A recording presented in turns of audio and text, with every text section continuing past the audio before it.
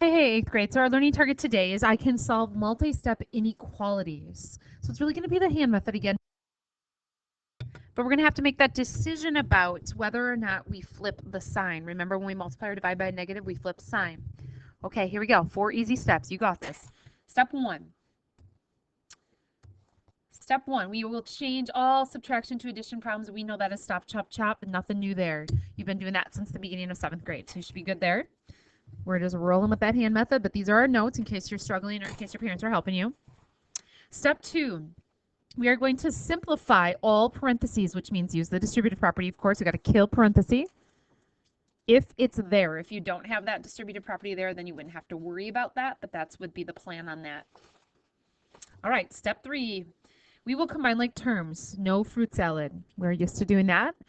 And we have to do all those things, clean it up before the hand method kicks in. Then step 4 would be get variable alone. Remember when to flip the sign. Don't forget about flipping on the sign. Remember this last step is just hand method. We just have one big decision of when do we flip the sign. That's when we multiply or divide by a negative. Multiply or divide by a negative. Okay, so here we go in example 1. So you can go ahead and finish those notes. Sorry, if I'm going too fast, go ahead and pause that video. Otherwise, we're going to go hand method down here. Combine like terms, kill parentheses. Just one big decision at the end. Otherwise, it's the same as the hand method that we've been doing all year. Okay, here we go. Example 1, we draw a vertical line at what would normally be the equal sign. Right now, it's a greater than sign, but we function the same way. Recognize that you have a -1 on the outside of that parenthesis, and we are going to go ahead and stop, chop, chop here this -2.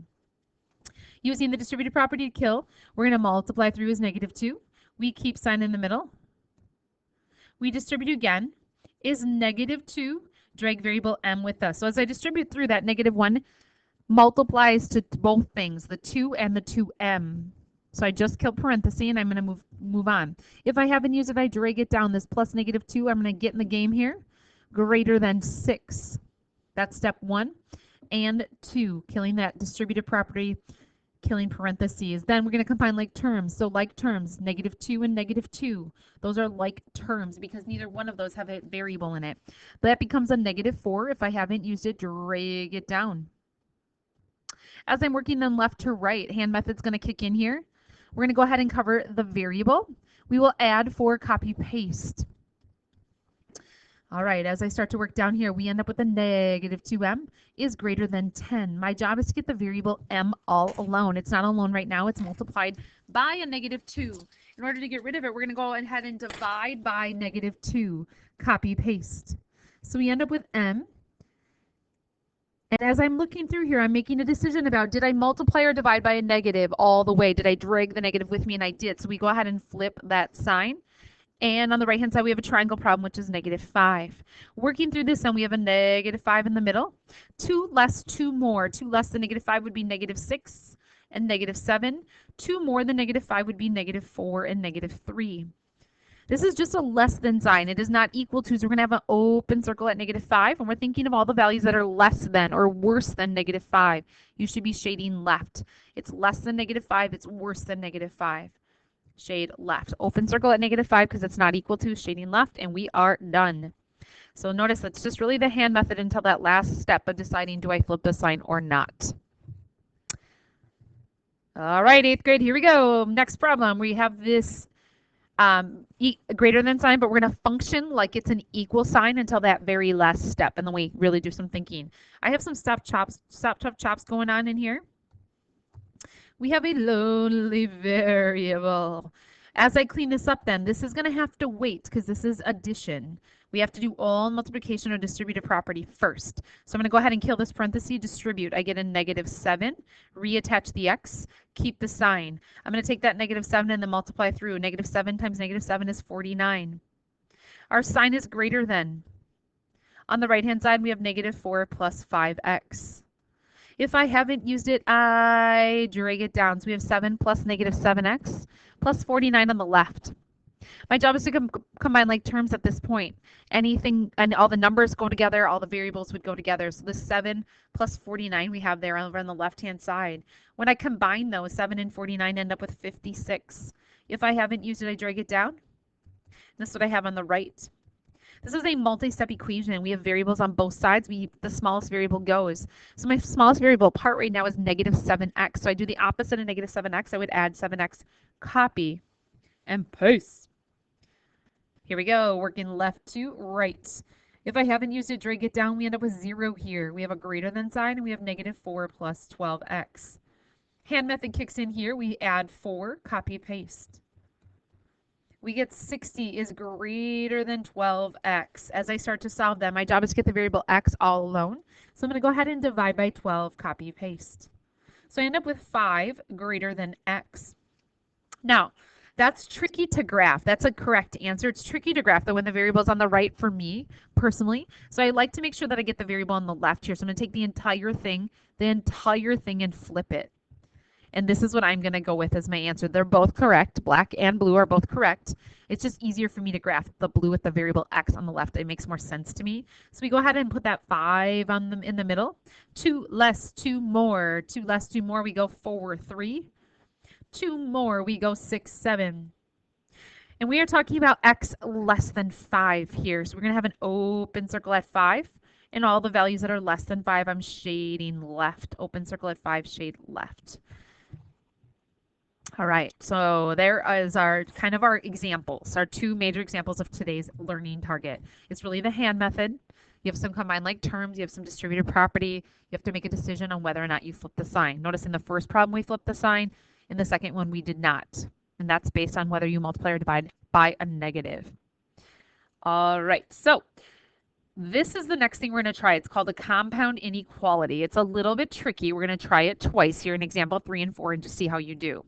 This is a little bit messy. So I want you to recognize that you really have a compound inequality. So you really have 2 of those less than or equal to signs, 2 of them, which means you need 2 vertical lines. We still identify the variable hand method just like we always do. This is a little bit trickier though because there isn't just one balance happening. There's really 3 balances happening. Left, right, and middle all have to stay balanced, and that's what makes this hard. All right. I'm going to stop, chop, chop here like we're used to doing. And I'm going to combine likes before I do anything. So we still have the 0 on the outside, but this is going to turn into a positive 1. And if I haven't used it, I drag it down. I'm going to drag everything else down with me, and I'm going to change the color on that just so you can see kind of what I modified, what I've changed, and what I've left. Red is exactly the same. The blue has just been a little change in the middle section there. All right, so this is going to still be hand method. I take my hand and I cover the variable n. My job is to get rid of the plus 1. My problem is this is a 3-way balance, so I'm going to have to paste all over the place. Ooh, that was like a little bit of a rhyme. Okay, so my job is to get rid of this plus 1. Opposite of plus 1 is to subtract 1, but I'm going to have to paste, because all 3 of those sections have to remain equal or equivalent or balanced here. So on the left-hand side, we have 0 minus 1, which is negative 1. Sign stays. We have an n in the middle. And then we have 7 minus 1, which is 6. So this is known as compound inequality. Our job is still to get the variable alone. It's just we have to paste, and keep all 3 parts equivalent. To graph that, then, we have a negative 1 on our far end and a positive 6 on our far end. Now, I am not going to make you space or scale your graph. Accordingly, I'm going to kind of be easy on you here. But we do have this equal to option, so we're going to close circle it here. We have this equal to option here, so we're going to close circle it here.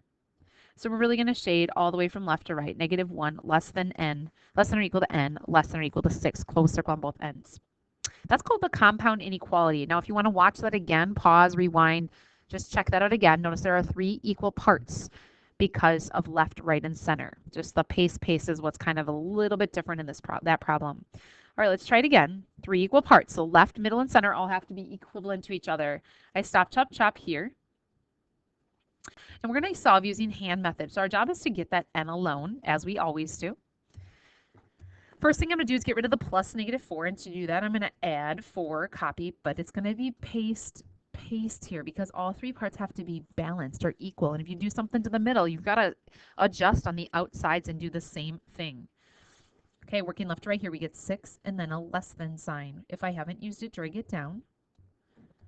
And if I haven't used it, drag it down. Now we have a 14 plus 4 on the right is 18. Now guys, my goal is to get the variable n totally alone, and it's not alone right now. It's multiplied by a negative 6, so I'm going to have to get rid of that. The operation right here is multiplication, So I'm going to divide by -6, and then I'm going to paste. Okay, go ahead and check that out, guys. All right, as I work from left to right then. So 6 divided by -6 on the left-hand side is a triangle problem. And I have to make a decision here. Should I be flipping the signs or should I keep them? Well, the only time we flip the signs in math is when we multiply or divide by a negative and we drag the negative with us. So the question is, did I multiply or divide by a negative and drag the negative with us? Yeah, I actually did. So I'm going to have to flip this sign and make it greater than. The problem in the middle, -6 divided by -6 is 1, and the variable n is alone. Yahoo! That's what we were hoping for. But now you got to check this out on the right. Notice again, I divided by a -6, so sign's going to have to flip, which is a good thing because signs should flow in the same direction. And then we have 18 divided by -6 is -3.